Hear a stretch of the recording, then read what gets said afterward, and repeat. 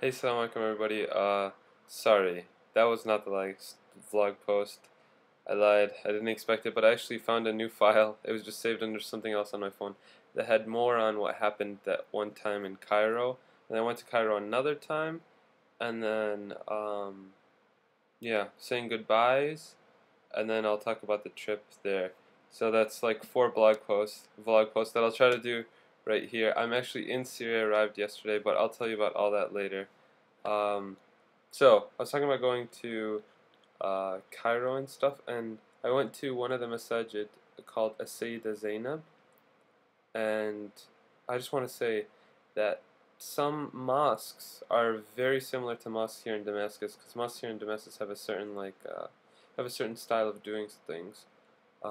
After adhan, for example, after they do the call to prayer, they add on extra stuff like praying on the Prophet.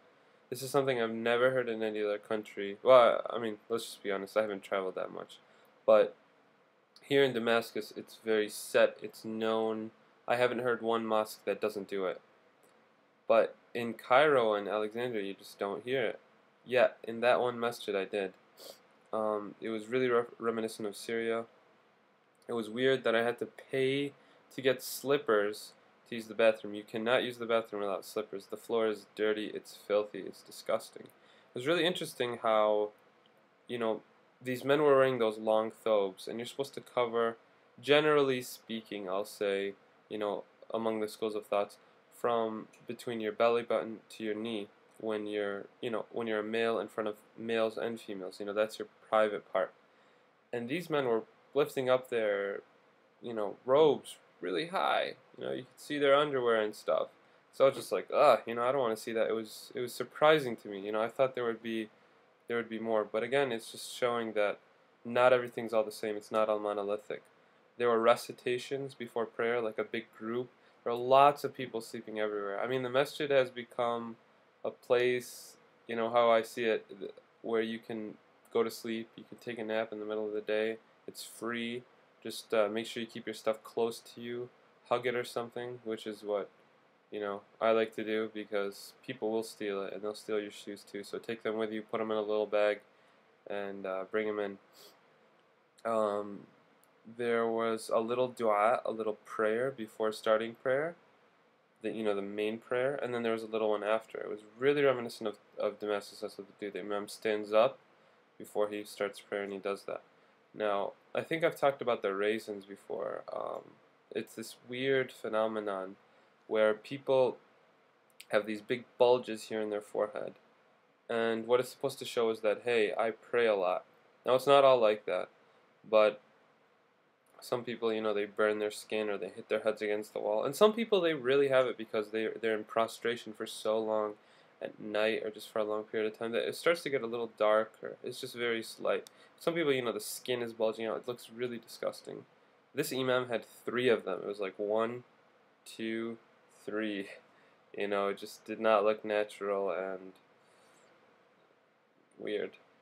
When he finished prayer, people tried to kiss his hand, but sorry, allergies. They are terrible in the Middle East because of the dust, and it's really, really, really dusty. So, some guy tried to kiss his hand, and he wouldn't let him. He snatched it away really fast. That really reminded me of Damascus. That happens a lot here, where people try to kiss the hands of the imams, the prayer leaders. I don't know when it started, but it's there. It's present. When I went to Al-Azhar, I think I talked about this. Sorry if I didn't. But yeah, there was a really awesome speech to change my views on things. But women in this gathering of knowledge, women were right there next to the men. They were in the place of prayer. It was no problem at all. There was no strict separation of males and females in Al-Azhar. This seat of so much Islamic knowledge and lecturing. And it's in our tradition for men to learn from women, women to learn from men. It's just very interesting how the separation between males and females has evolved over time. And this is, of course, according to my views and what I've read. Sheikh Khalid al-Jindi was the name of the sheikh, but I didn't mention it before. I also saw a woman praying behind the men in the same hall. There was no barrier between them. Interesting thing, I went to the Australian hostel. I didn't talk about this. It's a very cool hostel. It's really cheap. How much is it? Like 35, 55 pounds. Something like $10 or $12 a night. It's good service, good quality. You should look it up. Seriously, it's brand new. You know, I met a Nigerian guy there. I met a girl from, where was she from? Hungary. And the workers there are pretty cool. I mean, everyone there speaks English fluently. They speak Arabic. It was it was really cool. But there was one problem. I woke up. I was up at like 6 a.m. and I tried to get out of the building where it's in. It's in the third floor, and there were chains on the front door, and that's so people don't come in because there are other shops in that building. But I was just thinking, if there were a fire or something, we might have died. Because I went back up, and the guy who was supposed to be, on post, working during the night, he was asleep on the couch. And I was like, hello, hello, trying to wake him up, of course saying it in Arabic. It's an Egyptian guy. And he was just dead tired. And he got up and he's like, what do you want? And I was like, I'm starving. I want to get some breakfast. And he's like, alright, but yeah, you're coming back. And then he gave me this huge thing of keys, and he's like, here, it's this one. I was like, whoa.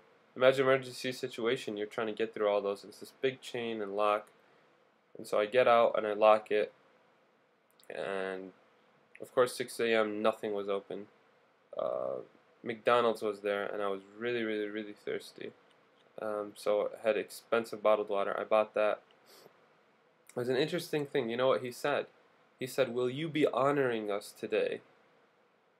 يعني حضرتك هتشرفنا اليوم? It's like, oh, your honor, will you be honoring us today, or something like that, or respectable person. And that means, will you be eating in? As opposed to take away or taken or carry out or to go, whatever you want to call it, because it's said differently in different places. I thought that was so beautiful. A foreigner had been waiting in line. He stands up right next to the counter, and he's looking at the cashier. I could hear his English. He was American. He's looking straight at the cashier. It's like he's like, ask me, hey sir, how can I help you? But he doesn't do it because it's just not in the culture to go. A person could just be standing there and staring straight at your face, and it'd be normal. It doesn't mean anything. And so he should have said, excuse me. And I heard him asking, he's like, how long will it take? The guy's not talking to me. I should have said something, but I was just watching. That's terrible of me. This fast food, and I just ordered hotcakes. I think hash browns maybe, but it was just hotcakes. I hate McDonald's. It's terrible and unhealthy, but it was the only thing open. And really expensive in Egypt. But our fast food took 20 minutes to make, so it was really interesting. And then when I went to a hadiqa, or a garden, the Muntaza Gardens in Alexandria, beautiful, really beautiful. Again, you go to McDonald's and they don't have things, or it's because it's just not like that. And so, went to Masjid al-Hakim. It was beautiful. It was huge. Went to the old city. Went to Al-Azhar for sunset, and then called it a day. Okay, so that's just wrapping up what I did in Cairo. That one day that I spoke about last time. Alright, and I'm sorry about the lighting. Maybe I should move or something. But I'm charging my phone. So take care. Assalamu alaikum.